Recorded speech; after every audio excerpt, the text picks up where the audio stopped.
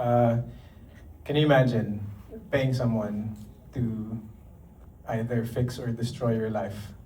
And that's perfect for serye and a movie. So I said, okay, this is great. Kaso lang ako na naman yung biktima dito. Ako na naman yung kakabit. I'm just kidding. But Bernard, I love you. Bernard's my co-hunk.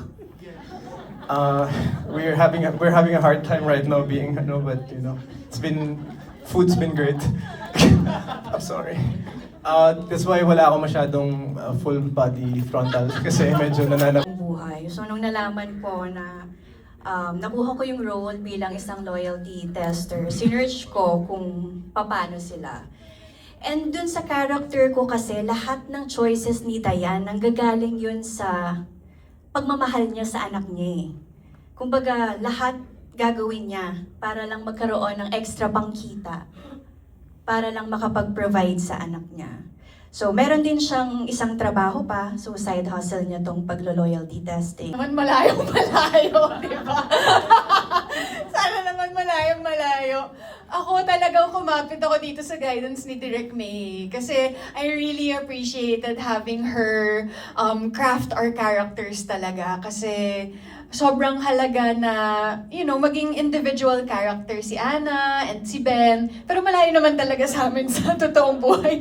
Which I guess was one of the challenges din, na paano ba mabubuo tong si Ana. Hindi ko siya masyadong kilala. Parang sabi ko kay Direk May, parang talagang pilit ko siyang hinahanap. And throughout the scripts din, nare-reveal sa akin yung mga ibang mga important things about her. So as we go along, nagdadagdag kami ng mga nuances, mga prosthetics, mga notes kung ano ba talagang klaseng tao sila at anong relationship ang meron sila. So ako, grateful talaga ako kay Direk May because she really helped me find Ana and yung relationship nilang mag-asawa. Thank you, Direk.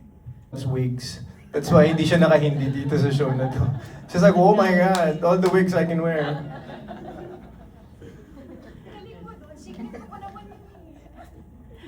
Oh, sorry. Sorry. For Janine and Jericho, Di ba? Parang hindi siya frantic katulad ng mag-ina, di ba? Hindi sila yung gano'n. Hindi siya gano'n. So we had to, ako rin naman, hindi naman gano'n. As you can see, di ba? Hindi naman siya ganun mag-toothbrush sa totoong buhay. Sobra naman yan. Tumutugo na yung bibig. But, so we had to find, between us, we had to find nuances and, things that couples do na hindi kami talaga. So yun yung effort naming dalawa na, uy, ikaw, Ben. There's so much we can learn from just researching from what we see online. So we would see paano sila nagpo-post about it, paano sila naghahanap ng clients. But that's as far as we could really see it, and we could, I guess, learn from what we see online. I guess kasi yung loyalty tester, they're also just human beings. So we really had to just learn more about ourselves, our characters. And bukod dun sa own character, I guess what helped me was I also tried to understand my sisters or my co-loyalty testers characters kasi kailangan iba-iba kami ng pinahuhugutan, kailangan iba kami ng pinanggagalingan. So understanding their lives as well helped me I guess build Bridget. So yun, I wish we could have gone closer to kung may makilala kami talagang loyalty tester. But unfortunately, we didn't get a chance to. But marami din naman kaming natutunan because of our creatives, our directors, and what we researched online. Malay mo kapag ma-release ito on July 3, baka may Bigla mga sila. mag-message. Yes. Oo nga. Tsaka very relevant yung characters kay And I asked my friends and this and that. You'll find out on the next episodes. I won't. But to answer the question in a very brief way is that I think gray characters are the most interesting characters to play. So, Diba? Tama? Okay. I think they're the most fun to, as you can see kay Carmina.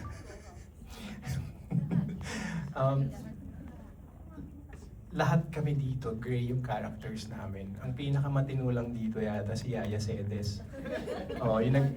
Ay, si Juancho pala. Juancho's the purest of them all. So, lahat ng characters dito may kailangan and gagawa ng something para makuha nila yan. So, yeah, whether it's, I know where your question is coming from. Whether it's TV or film or whatever it is.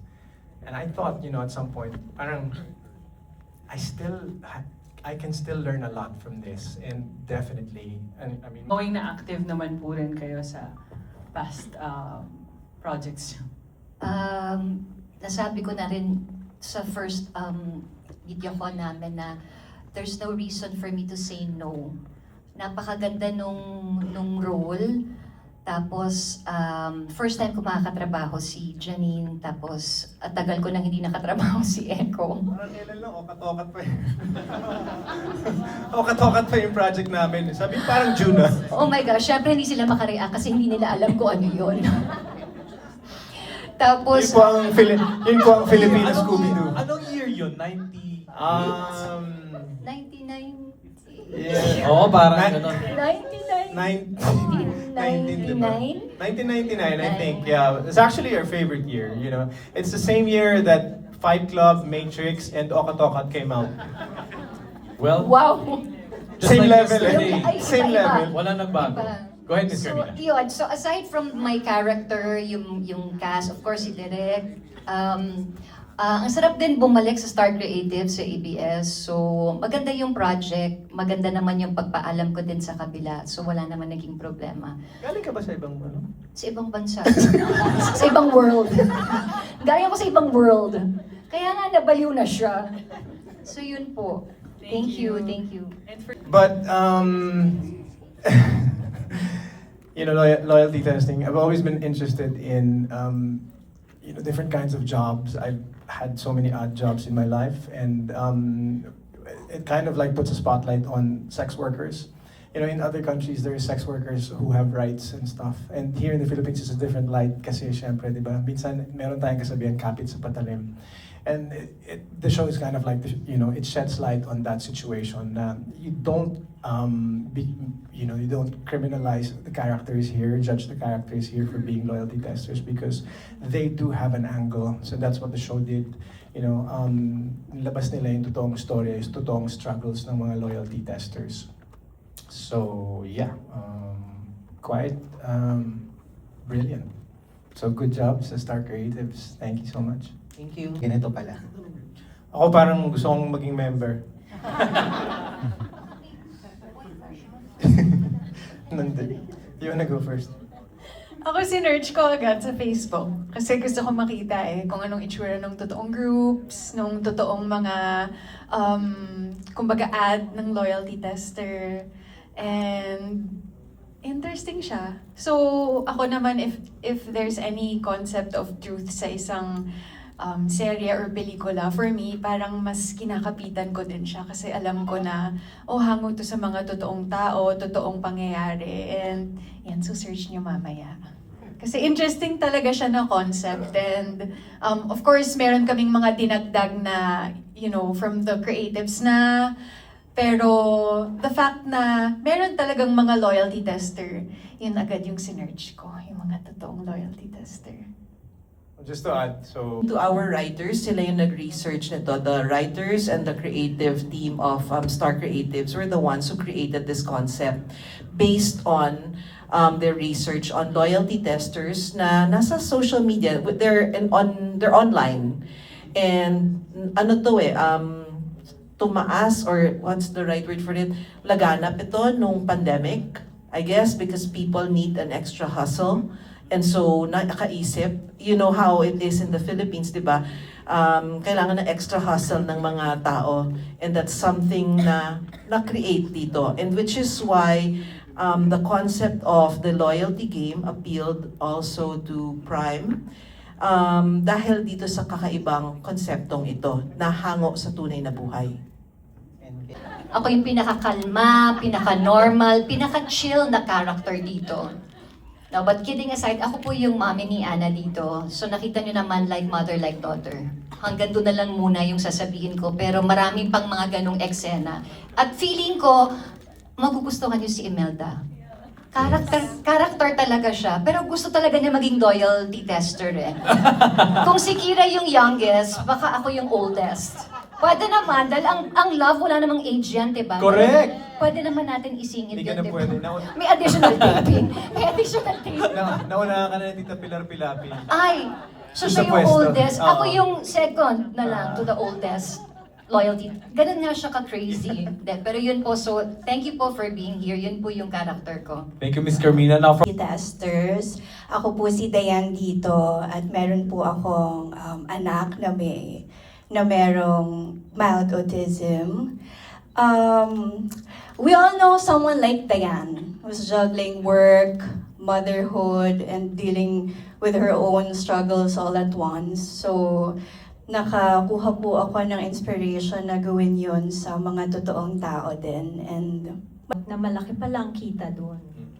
But yes, aside from that, marami pang mangyayari sa bawat buhay ng loyalty testers na dapat niyong abangan kasi sobrang makulay ang buhay ng loyalty testers.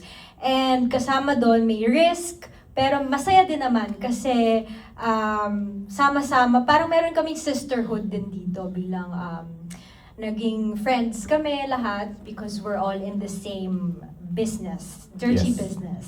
Ayun. in short, paldo. Paldo ang mga Dito, kung nakikita nyo kanina, wala ako doon. Wala pa.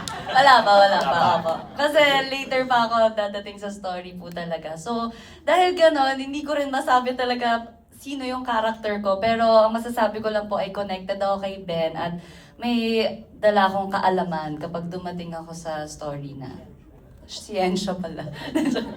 po, ako po si Janine, and thank you ulit for watching. We hope na enjoy nyo. First episode pa lang ng The Loyalty Game. Ako dito si Ana Madrigal, at yun nga, parang merong kababalaghang ginagawa ang asawa ko. So, ang naisip na lang niyang paraan ay paghanap ng loyalty tester para malaman kung ano ba talaga ang nangyayari. Pero ito... So, well, basically, ang character ko ay representation ng mga surprises sa buhay ninyo. Ingat kayo kung ano yung mga kinakalkal ninyo. Thank you, Echo. Sorry, kala ko. Tapos na Go ahead, po ako, go ahead, thank you. go ahead. Alright, of course, Direct May.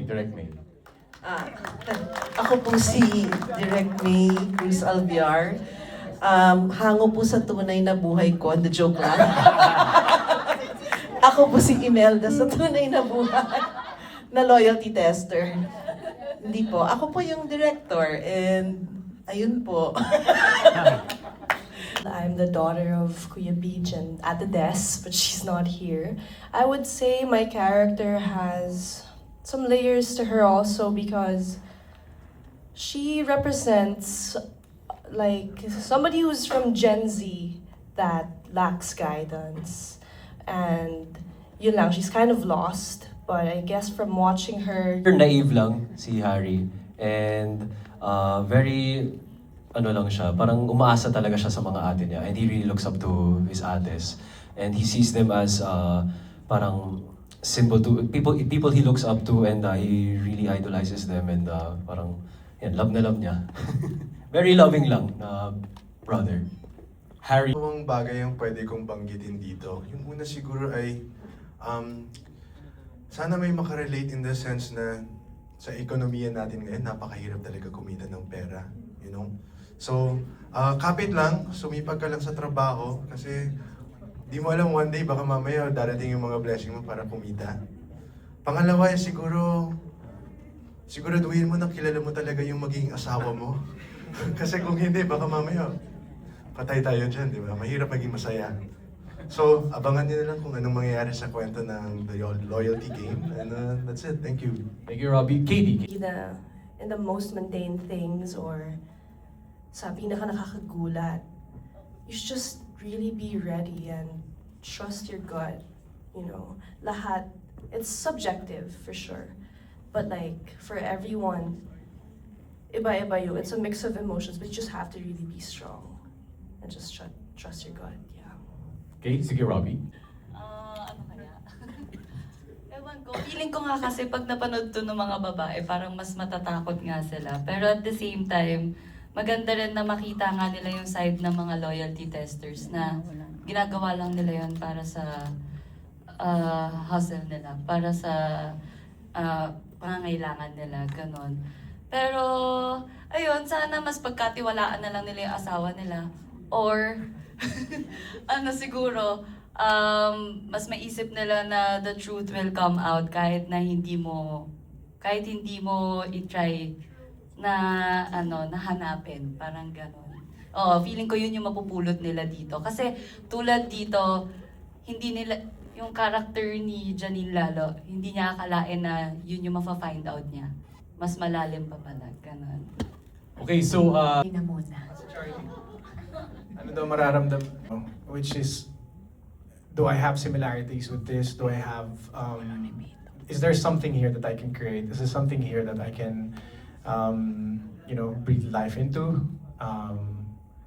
And how that tension and that, that fight, may fight ba yung character? May tension ba dun sa gusto niyang mangyari tsaka dun sa ayaw niya? Meron ba siyang, yung goal niya ba, is it that strong for me to be even, to be here, to be in this project, parang ganon. I really look for stuff like that. And the character is scared.